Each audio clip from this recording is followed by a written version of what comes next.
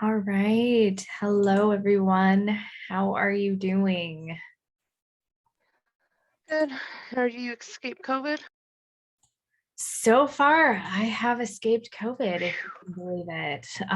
So I am not good. Timmy, I'm glad to see vibes are good this week. That's always a good thing. But yeah, for some reason, I have managed to skip COVID. So I'm not going Good to job. complain. Um, it does not look like fun. No. Watching my husband who's still dealing with like he says it's like a cold that he just can't get rid of Oh man. at this point. So he's doing the best that he can, but yeah. Um so yeah, it is what it is. That's the world we live in. So welcome. Tonight I'm gonna hopefully give you some tips, ideas, things for moving your annotated bibliography that you turned in on Sunday to the research synthesis. Um, some things I just wanted to check in with is one, grading. I am going to try to get all of the grading done tonight. And then that way you have feedback on your annotated bibliography or anything that I see. Something I want to just point out, if you are not aware, we're halfway through this class, which is crazy and just means that at the end of next week, you'll turn in the research synthesis. And then if you haven't done so already, I encourage you to start thinking about what you're going to do for the final project. And so I hope that the mini lessons over the last couple of weeks have given you some insight into where you can look. There's a lot of resources that are available online. Remember, you don't have to use Iowa State's archives if you don't want to. You can go wherever makes sense for you. If you want to explore another institution or just whatever, that's totally fine. Please feel free to do that. So I would just say, go ahead and start playing around in those archives, especially if you're going to use a digital archive. Start playing around and locating some items that you can start thinking about and writing about. So there's that. But just as a general check-in, Timmy mentioned that the vibes for him are good this week. Kyla and Jess, how are y'all doing? Everything is going well. Excited to work on the last part of the annotated bibliography project. Good. All right. Then let's jump in. Oh, and something I wanted to say, the conversation last week was really, really interesting to read about. I don't know if I've shared this with y'all, but I'm in the process of going under tenure review right now. So my dossier of all the things that I've done over the last about 5 years. So the probationary period for Iowa State is between 5 and 6 years, just depending on, I think the timing of it ends up being about five years. So the end of your 5th year is when you submit your dossier. And the tenure review process is pretty lengthy in terms of duration. So I actually submitted my dossier, which is it's a narrative statement, it's a copy of my CV. There's a couple of examples of my scholarship that I turned in. And then, so I turned that all in on June the 15th of last year, at the beginning of the summer last year. A gold standard for most institutions is to send a tenure candidate's full dossier or their full, folder of documents, whatever you want to call it, their full portfolio out to external reviewers at other institutions. And these are peer institutions. So Iowa State actually has a list of peer land grant institutions on its website. So there are places like the University of Arizona, Penn State University, Michigan State University, the University of Wisconsin, and there's others, but they solicit external reviewers who are full professors or senior scholars, like established people in the field of my expertise, who provide their evaluation on my career trajectory. Then that is compiled and reviewed by the department, the college. So that played out through the fall semester. My dossier is now at the provost's office. And then if that moves forward, then sometime later on this spring, it'll be voted on by the Board of Regents. And at that point, I will know whether or not I've gotten tenure.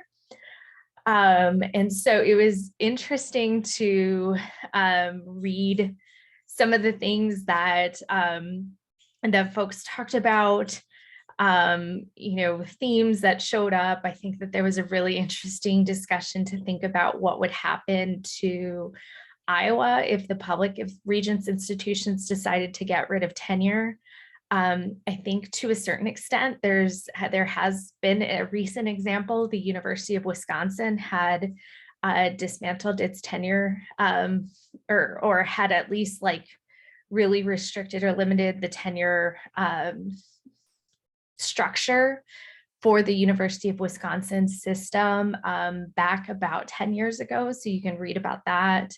And that is something that, you could go look up. And I don't know that I've seen a lot of scholarship necessarily, but you could go to like the Chronicle of Higher Ed or Inside Higher Ed to read about it. Something I did want to say about, lots of folks had written about tenure being a permission to be lazy or to stop teaching or to stop caring about students and job security for life. I would push back on that a little bit, only because a lot of institutions have started instituting what is called a post-tenure review. So every few years, like everybody here at Iowa State goes up for an annual review. That is just a normal thing. But associate and full professors here at Iowa State will go up for a lengthier review after, I think, every like 3 to 5 years or something like that. And so there are some points at people's careers post tenure where they're still held accountable toward teaching and things like that. So there are mechanisms for being able to review folks and to start processes for letting them go or things like that, if need be, just depending on what the policies are for that. And then someone had asked about transferring tenure from places. I think that the explanation of that was a little bit weird, maybe a little bit off. Every university does tenure a little bit differently. There are a lot of factors that get taken into account when you decide to move institutions, which is like, how long have you been an assistant professor, or an associate professor, or a full professor? What are the parameters to meet those levels of the profession, both at the institution that you're at and then at the one that you're applying to? I think that the prestige of the institution, or at least the perceived prestige of the institution, can play into it. So are you going to an institution that's comparable or higher, lower? And then what could that mean about taking tenure with you? And then it just depends on the strength of the individual candidate and their ability to negotiate that. So, I don't know that he would mind if I disclose this. I don't think that it's particularly a secret, but for example, Dr. Doug Smith, who I think a lot of y'all have had, he was in the process of going up for tenure when he left the University of South Carolina. And when he was hired here at Iowa State University, he was hired as an associate professor with tenure. And he did go through a review process here at Iowa State. So it can just be really different. For those of you who are interested in studying the concept of tenure or how tenure might differ at different institutions and things like that. One of the things that is notoriously hard about tenure is just the fact that there's not necessarily a whole lot that's written down about it. how much you have to publish, how many grants you have to bring in, or things like that. It's a little bit elusive and amorphous in that way. So, but so I just spat out a lot at y'all. Did y'all have any questions or anything, any lingering curiosities from that? Because that just seemed to be a really robust conversation. I was delighted to sort of be a fly on the wall with it. I put this in my comment, but one of the professors in our program has talked about how like there's a lot of pressure on minority professors and sometimes women professors to like shoulder the emotional load of students. And like, I think when thinking about like calling a professor like lazy, disconnected, or anything like that, it's important to remember that sometimes those professors are extra tired because they're doing some extra work that's not in the job description, but that their like conscience won't let them not do. So, I mean, like that just felt like an important tack on to that, like, because I definitely think there are professors who phone it in. Like I've seen it in certain fields, but I think that's always an important consideration, at least like if you don't know everything, just to be mindful of. I completely agree with you. I mean, and let me be clear. I had those professors, like especially as an undergraduate as well. So don't get it twisted. I know exactly what y'all are talking about. I think that yeah, I mean there are names for exactly what you just described to me. So for example, there's been important work done on emotional labor and what that looks like for women and minoritized faculty. There's also a concept called race-based service, which I think is a lot of what you're talking about, of just at a predominantly white institution, there might be minoritized faculty who end up doing a lot more supporting, advising, and whatnot of students, even students who aren't in their program or in their department, just because students may want to seek out faculty members who share their identities and who may just be able to serve as a safe space, or just a mentor, femtor who shares that identity. So it happens. There's a lot of work that has been done about minoritized and female faculty and the ways that they're called to do a lot of emotional work that some of their other colleagues may not be doing at the same levels. Any other questions or points? Or yes, completely agree. So in the comments, just for folks who might be watching this after the fact, Timmy just wrote, the next step is to find ways to compensate adequately for that work or make institutions address the harm that creates that work. And I completely agree with that.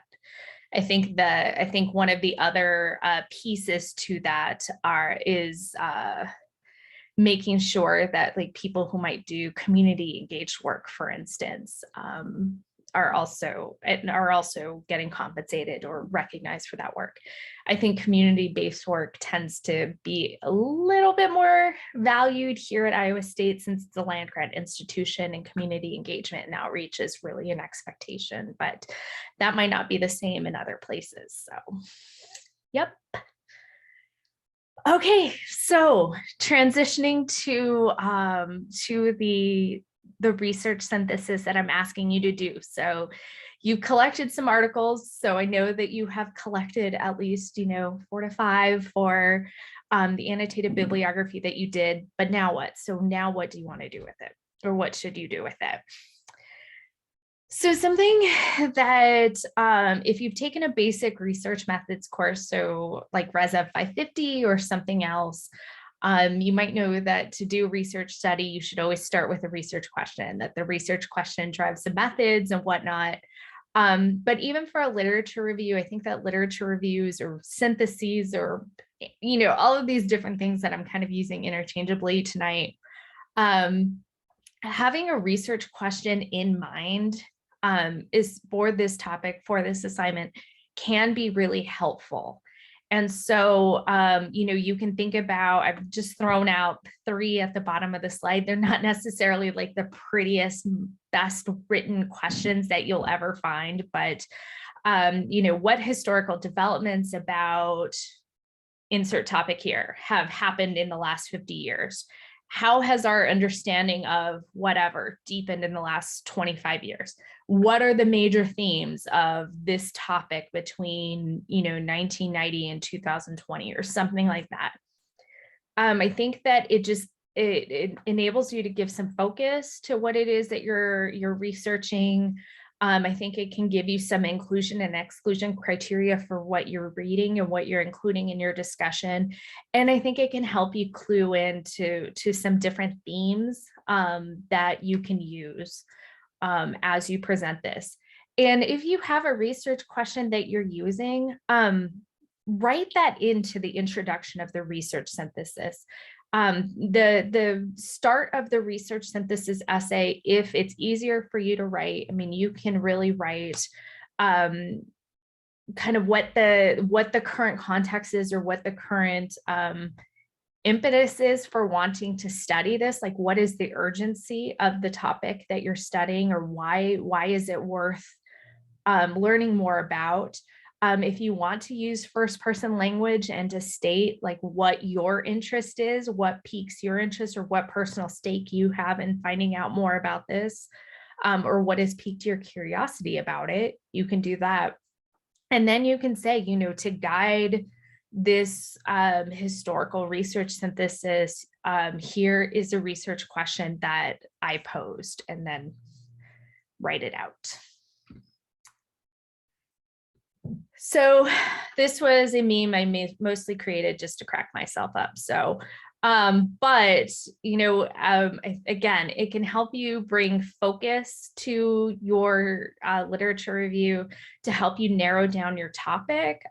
So I did know in a lot of folks, first part 1 of this project that I wanted you to narrow it a little bit more. And so if you said like, I was really interested in the student loan crisis, it was like, okay, well, are you talking about, or the debt crisis, are you talking about that from like a student perspective, or from an institutional cost perspective, or a financial aid like as a national system?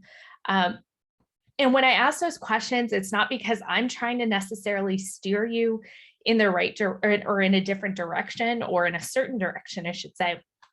I'm just trying to help you narrow, because some of the topics just end up being so big. And I'm trying not to lead you down a rabbit hole where you just get overwhelmed very, very quickly.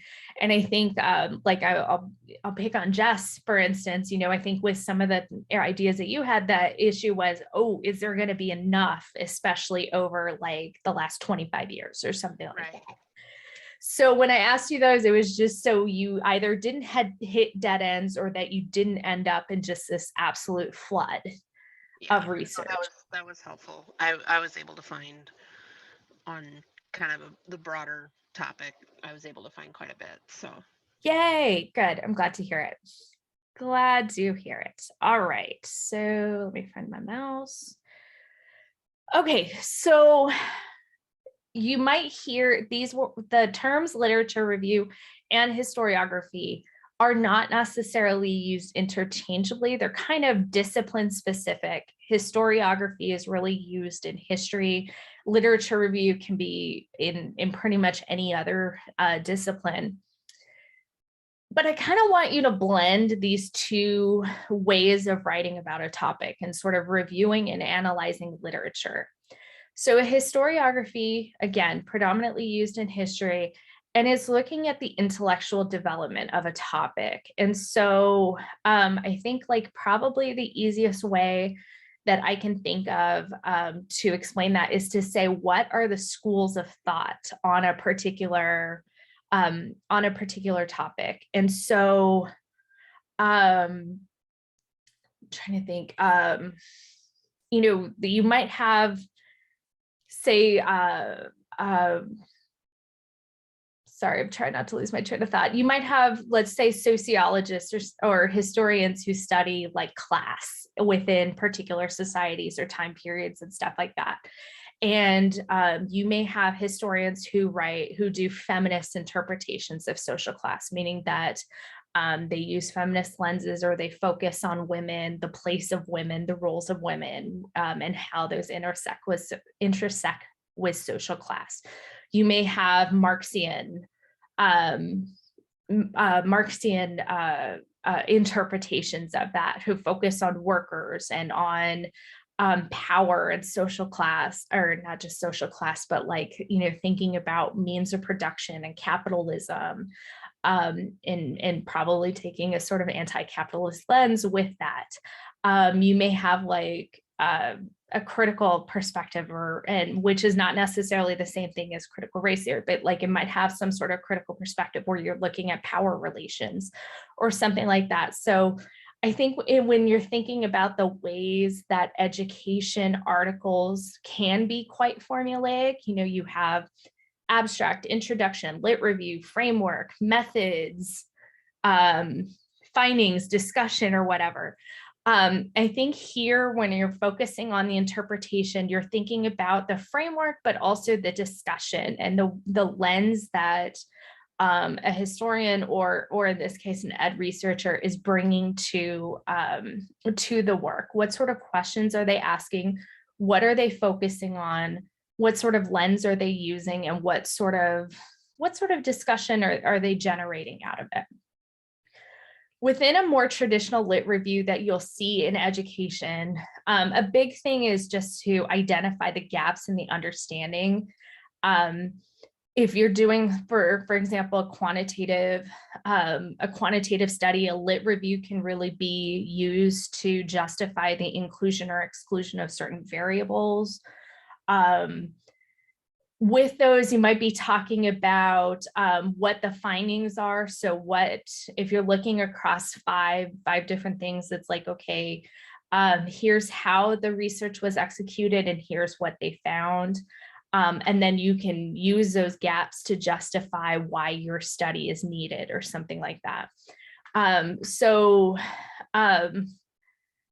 Some studies might be novel because they are using a different framework or a different perspective, or things like that. But I think, you're just kind of looking in the middle, like what is the work of the individual researcher or the work of the team who worked on a research topic over time? What sort of interpretation are they doing? Like what voices are they centering? And how has that changed over time? And I'll give you some different ways to sort of think about it. But I think of, for instance, like the evolution of, say, Vincent Tinto's work and the way that it's been critiqued over time. So when Vincent Tinto came out with his theory of student departure in the 1970s, it was really novel. It was really innovative in the way that he was able to document, like, here are the factors that may either keep students enrolled in school, or here are the things that that might keep them or might push them out. And he refined that over time. But I think the other thing is other people either used his framework in their particular studies, or by like the 1990s and 2000s, the people really started poking holes in the use of Tinto for different student populations. So it's been heavily critiqued, for instance, because the conditions under the conditions that Tinto used to create the original model back in the 1970s were residential 4-year institution students at a predominantly white institution. So can it be used to adequately examine community colleges, for instance, or students of color, or students who don't fit a quote unquote traditional profile of a college student, meaning like a full-time 18-year-old, 19-year-old, just out of high school student who maybe works less than 20 hours a week, like those kinds of things. So, you know, a historiography could look at just the critiques, like what is the discussion or a synthesis of the critiques that have been leveled against Tinto, and what are the themes around maybe race or around institution type or things like that, that talk about it. So I hope that makes sense. Did I just confuse everybody with all the words I just spat out?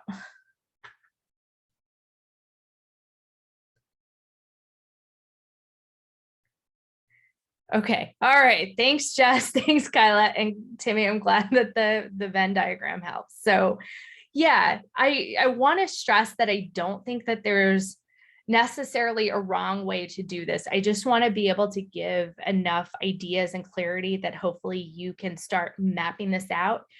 And by the way, to Timmy's point about the Venn diagram, I don't know if y'all have ever had to do like a literature map or some sort of pictorial depiction of your argument, your literature review, or anything like that. But if you want to also get crafty with how you organize it, or just even pull out a piece of paper and a set of markers and sort of make some sort of mental map that makes sense to you to help sort of organize the review, that might be helpful. I always think that that's a really great way to start, or if you feel like you're stuck, to keep going. So some things that you can look for as you're engaging with this literature over a time period. Again, like I've encouraged you to think about how the scholarly discussion on a topic has evolved over the last 25 years. Here are just some different recommendations that I'm making. I think the first of all, look at the terms and the ways that language has evolved on a particular topic. You know, I've studied developmental education and have seen it referred to with so many different names over the last 100 years. It's been remedial English, it's been English A or pre-composition, it's been bonehead English, was really popular in like the 50s and 60s. Now it's developmental. So there's all these different things. And I think that thinking about the language choices that an author or scholar uses can be really interesting and fruitful. When you look at someone else's literature review or their framework or whatever, I encourage you to also think about, like, there are certain names that are being repeated, certain scholars that are being repeated. Tinto, for example, is a great example of someone whose work gets picked up a lot and used as a framework. So are you recognizing like a certain voice in the field that really seems to be a foundational work? New frameworks. So are folks maybe asking the same questions, but they're bringing in different lenses to them? So maybe someone is still, you know, I think that scholars are still very interested in why students leave an institution or what pushes or pulls them out of in or out of an institution.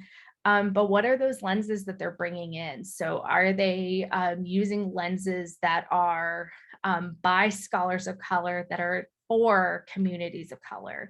So I'm thinking, you know, critical race theory, native crit, lat crit, things that come out of those circles, you know, feminist interpretations. There's starting to be a lot more work around disability, and I think it's been called crip crit literature, and stuff like that. So what are those schools of thought that folks are drawing from? And how are those nuancing the understanding or what we know? The context and methods, I think, are always really interesting. Again, you know, Tinto still gets used 40 to 50 years after he published his original model. And so what are the conditions that Tinta was applied then and now. And how is the research done? Is it qualitative or quantitative? I mean, I think that that can be a really basic question, and kind of bleeds into the next point about data sources. Yes, I know that for this project, I'm not asking you to read every single article that's been written on by every scholar. Obviously, that's not feasible, but just in thinking about, the search terms that you put in, did you accidentally find all qualitative work or all quantitative work? In the data sources, if it's quantitative, for instance, are they drawing from the same, say, National Federal Service surveys? And I'm thinking like, BPL, BPS, or NELS, or some of the other big surveys that the National Center for Education Statistics puts out, and things like that. So just thinking about those, I think can be really interesting. And then also findings for, I think, some of the students who are doing work on technology, for instance. I do wonder about, are the questions and the concerns and the points of interest done by scholars who are interested in technology and higher education, like, are they able to study the same things that were studied 25 years ago? I don't know, to be honest with you, because I just think about even how much technology has changed since I was an undergrad 20 years ago. And how, like, wireless internet was just becoming a thing. We were still using, we were still downloading illegal movies and music and stuff like that in the dorms. And, clickers were still a brand new thing, and just all of these different things. So I think even just being able to think about, maybe the technology has changed, or the mode, but maybe the fundamental questions about access or things like that haven't really changed. Something that I've worked on, that I'm trying to get published, is I looked at the language that has been used to talk about developmental education students over the last 100 years. And one of the things that I found is that really there isn't a whole lot that has actually changed in 100 years. People are still complaining about underprepared students today in the same way that they did 100 years ago. Maybe what has changed is that institutions have become more selective. So these students are getting pushed toward the bottom and the less selective, more broad access institutions. But a point that I always like to make to people is that, developmental education has been around as long as higher education has been around. It's existed at places like Berkeley and Michigan and Harvard and blah, blah, blah. So yeah, are you able to sort of distill the scholarly conversation and say, at the end of the day, we're still having kind of the same challenges with this topic in the research literature. As you think about how you want to organize this and how you want to put it together, again, I don't want to box you in, which is something I make on the last point where I say another way.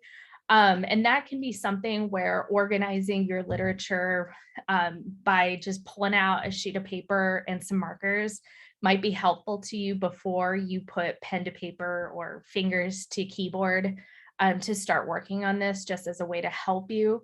But you can think about chronologically, so you can really just say, maybe I'll take this decade by decade, or create certain time periods.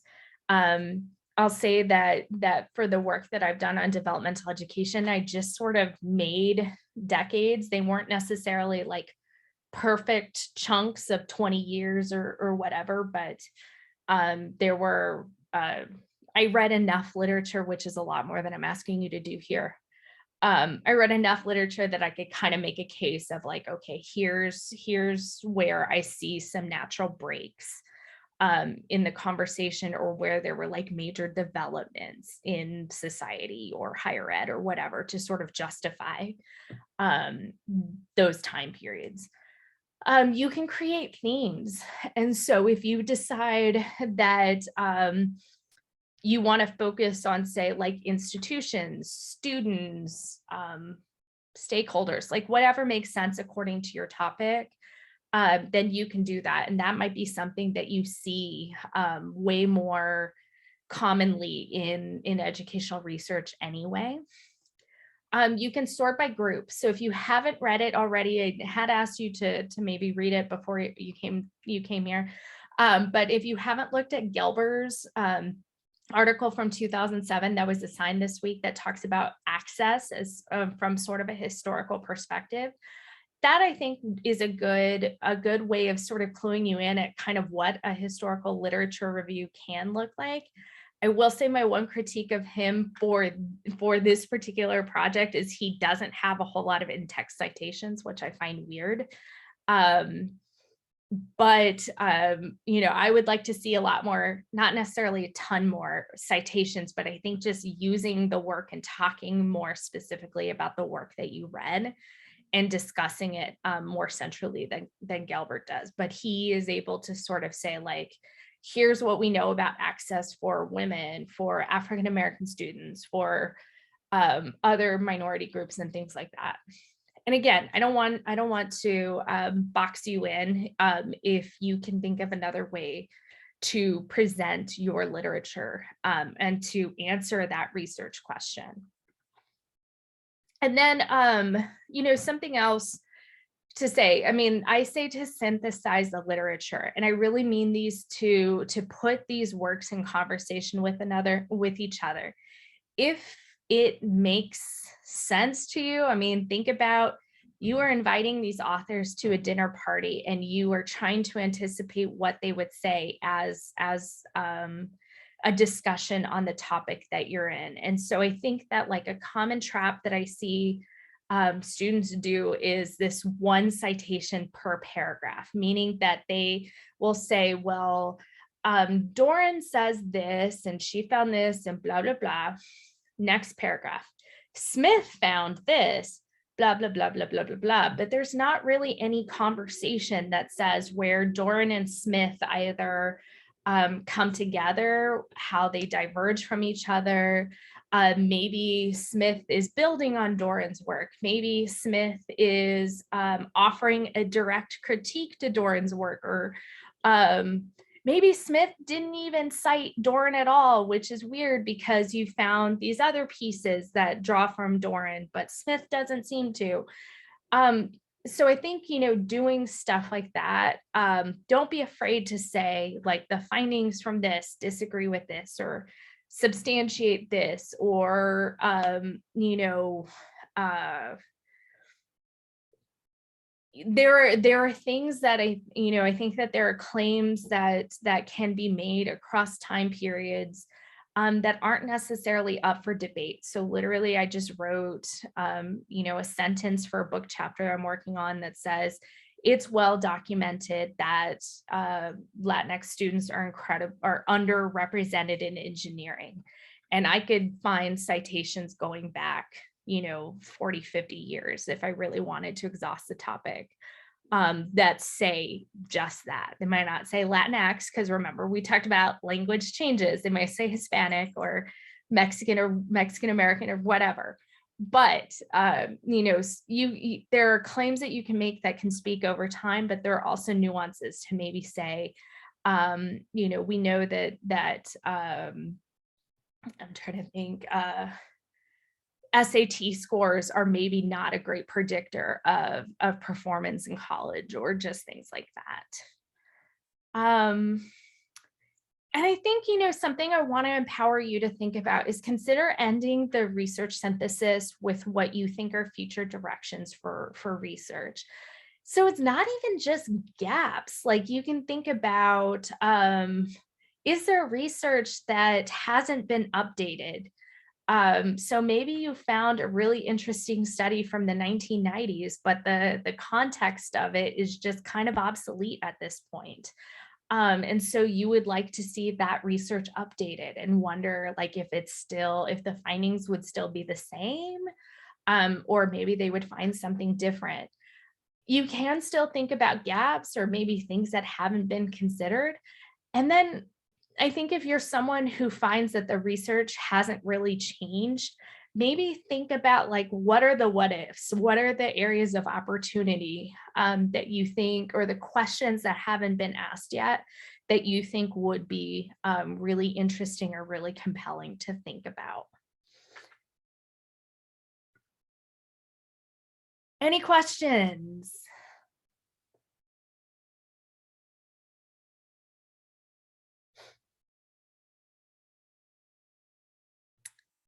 No questions from Kyla.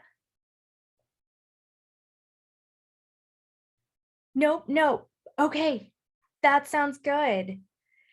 Well then, folks, I am done with the mini lesson. So thank you very much for attending and for hanging out with me for a little bit. I can hang out as per usual to see if anybody has any questions or wants to talk with me one-on-one. But if nothing else, thanks for coming. And like I said, I will get those grades to you hopefully by tonight. Definitely no later than tomorrow morning. And then, yeah, if you have any questions, just let me know. Thanks, Kyla. I'll try. Yep. Everybody have a good week. Thank you.